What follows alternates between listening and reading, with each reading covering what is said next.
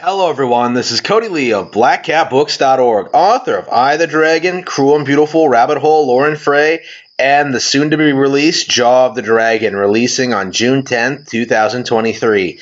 So while I was playing The Legend of Zelda, Tears of the Kingdom, I came across a really interesting little tidbit that I think most people haven't caught on to because the game is so new and because the vast majority of the audiences haven't really gotten to it yet and don't really know about what really happens in this game, like what the Tears of the Kingdom even are. Spoiler alert for the record for this video. Playing through this game, going through finding Zelda, finding out what happened to Zelda, finding out what Zelda's become, finding out what's been happening with this game.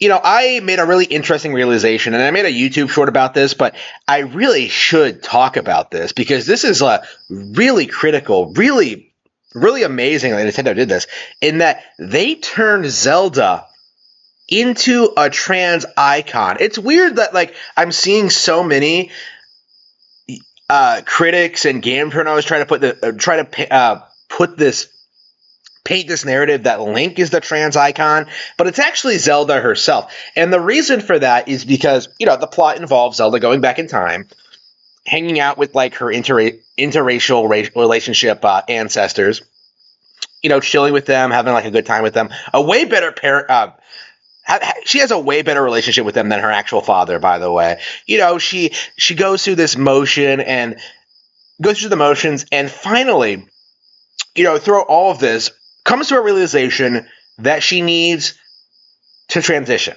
right? She because of the plot, because of the things that happened in the distant past, and because of what Zelda needs to accomplish and what needs to be done, Zelda needs to transition into a giant flying fire-breathing dragon, right? Zelda is trans. I don't know what the forgive me my ignorance, but Zelda is trans because she turns into a giant dragon, right? This is an incredibly progressive thing for Nintendo to do. This isn't really a topic that most people really talk about. But in the age of transhumanism, in this age of becoming something more than what you are, it's possible, right, for a human being, or a hylian in this case, to turn themselves into a giant dragon, right? That should be on the table. That should be something.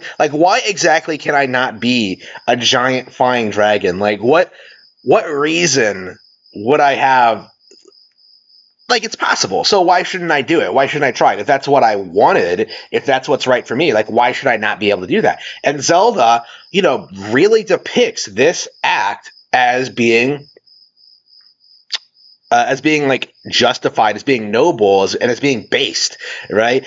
Zelda sacrifices herself to allow Link the freedom to restore the Master Sword and allow Link to have the ability to fight back against the upheaval, right? To fight Gloom, right? To fight Ganondorf, right? Because of Zelda's actions, because she did this, she saved the entire world.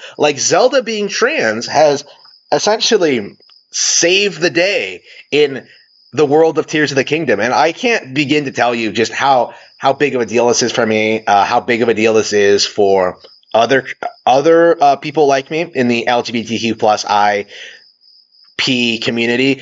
This is just a remarkable accomplishment on Nintendo's fault.